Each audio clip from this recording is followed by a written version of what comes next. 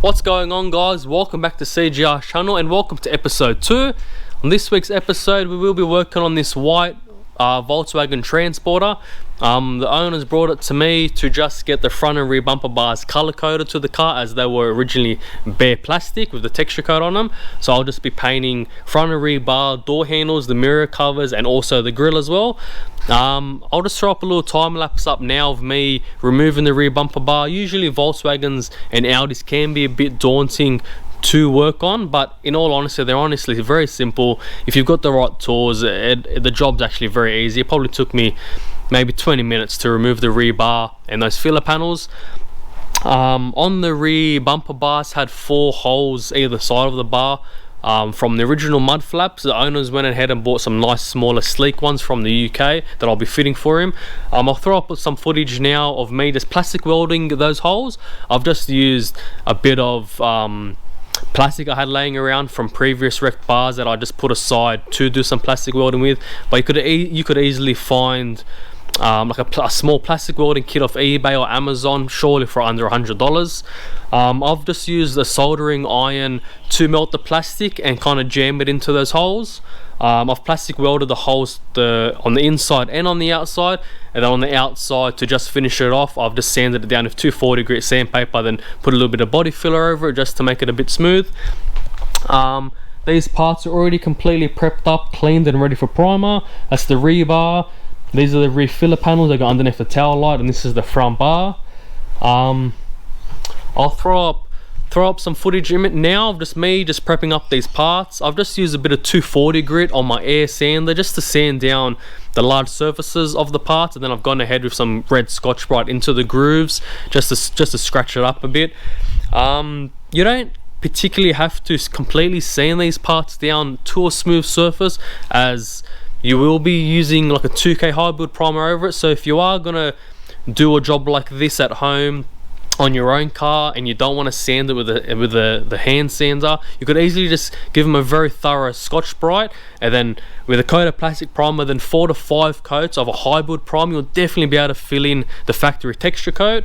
So yeah, I will just continue refinishing these parts.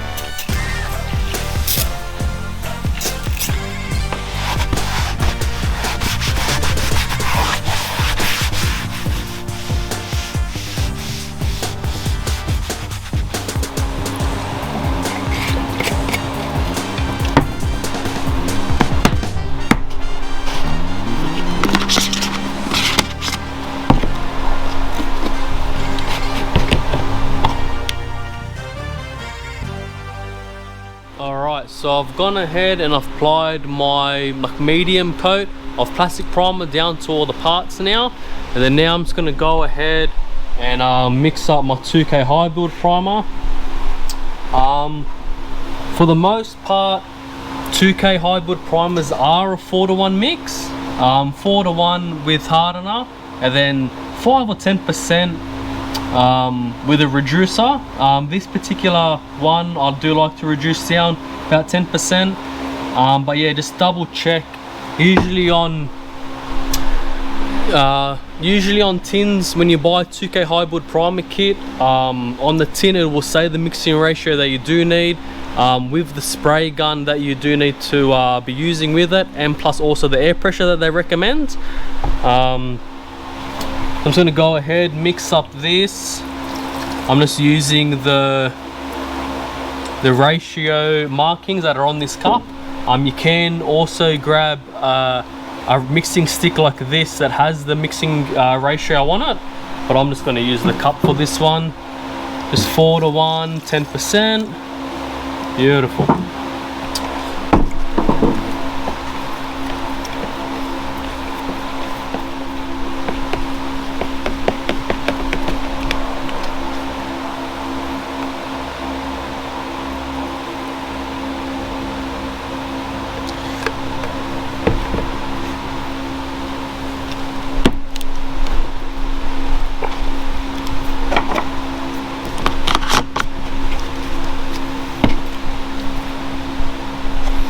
So in this particular case, I'm using a DeVilbiss Primer Pro gun in a 1.8mm setup. Usually people do recommend 2mm setups for high build primer. I absolutely can't stand the 2mm. I just prefer 1.8s. You don't need to go buy expensive guns like this. You can truly go, you know, spend 200 bucks and buy a slightly cheaper gun.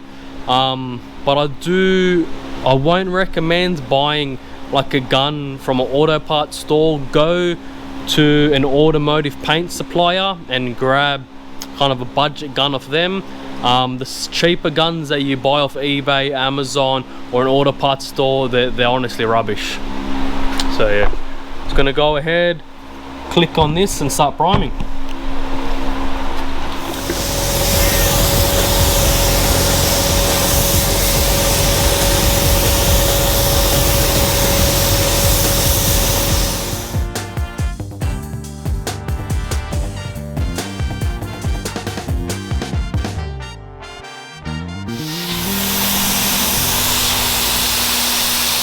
Alright guys, that is it for the day. These parts now have been completely primed up.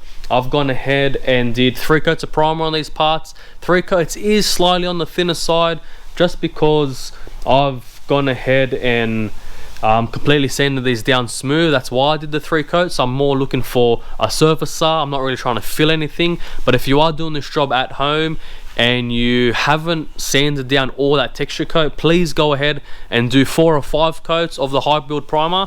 Only one thing I really need to emphasize with doing the 4 or more coats of primer, please let it flash off 10 or 15 minutes between each coat. If you don't, you could definitely run into some massive issues when you come to paint these parts. But whatever primer kit you do purchase, it will be listed on the primer kit for flash off times and drying times for different temperatures and different hardeners that you can get. But that is it for the day. I will get stuck back into these in the morning, get them prepped up and get them painted.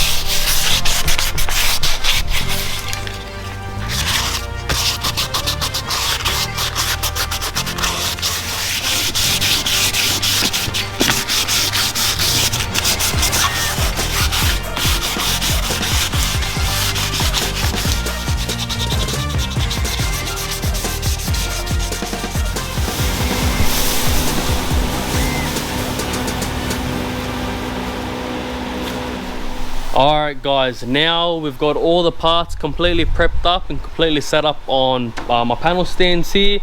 I've got the door handles, reverse sensors, mirror covers, more door handles over here, those filler panels, the rear bar here, also the front bar, and then these little chrome molds that sit on the front bar in the grill area.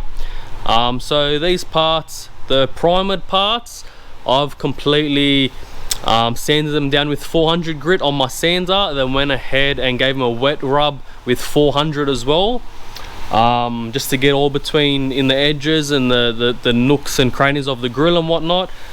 These parts here, I've just given them a 400 wet rub. I haven't put any high build primer on them because they are like a nice smooth matte black paint on these, so these didn't need a high build primer. I'm just going to give them a coat of wet on wet primer right now while I start painting. As you can see, I've got my little spray booth set up, so it's just a 10 by 10 millimeter metal frame that I've made up, and then I just cover it up using my plastic that I used to cover up the cars. I just make like a little enclosure, and then what I'll do, I'll just close the roller shutter down to the fans here, have my exhaust fans going, which sucks out all the overspray outside. And yeah, I'm just gonna give them a wax and grease remover now, get them nice and clean, blow them off, tack rag them, and then get a coat of wet on wet primer down, and then start getting the white down on them.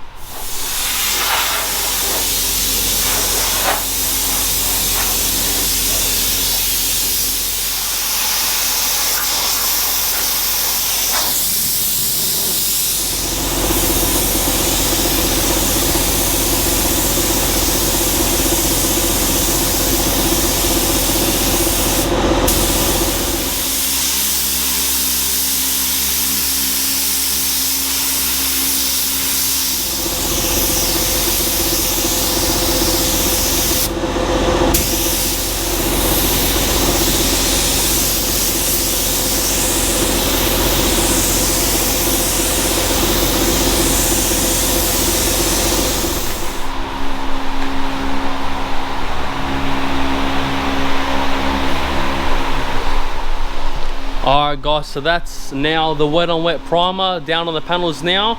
As you've seen in that footage just then, I first went and wetted these first few panels here in the spray booth, and then from there I went and re-tack dragged my front bar before I put the wet on wet down, just because a lot of the wet on wet overspray will be landed on that front bar, so it kind of was covered in like dust and sand, like an overspray from the wet on wet.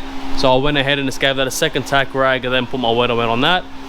So I'm just gonna let these sit for 15 minutes now, let it flash off, and then go get my white in the gun and start spraying them.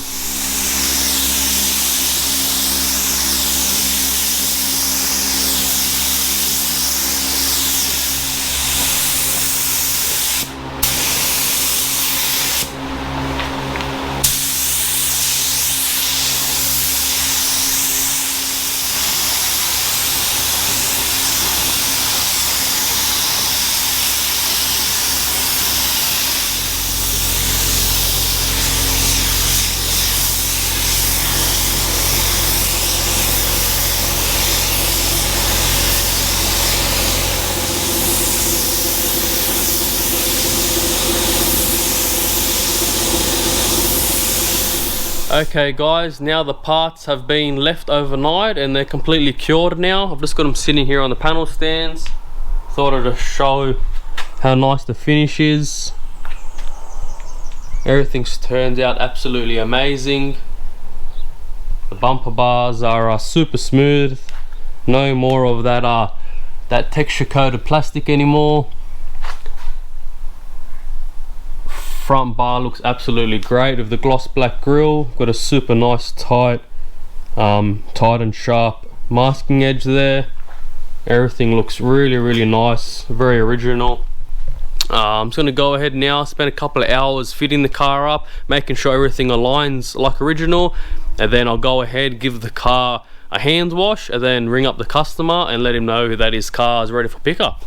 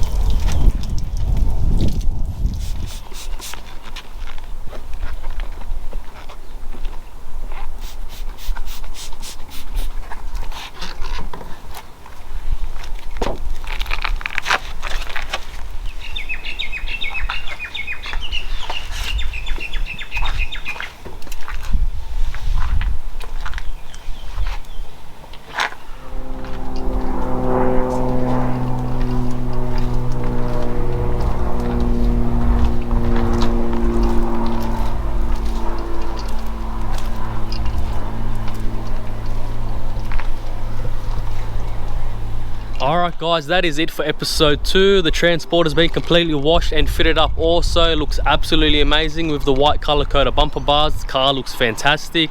I hope some people have learned something from this video. I hope some people use it as a DIY guide and a learning tool to try to attempt this sort of job on their own car at home. If you do have any sort of questions, I will link my Instagram in the description below. Just head over there, shoot me a message there, and I'll get back to you straight away and try to help you out. Please give this video a thumbs up, leave a comment to what you thought, and possibly any DIY suggestions you might want to see in the future as well. Please subscribe, stay tuned for episode 3. I've got some exciting things coming. I'll finally be getting some work done on the CGR Time Attack Coupe.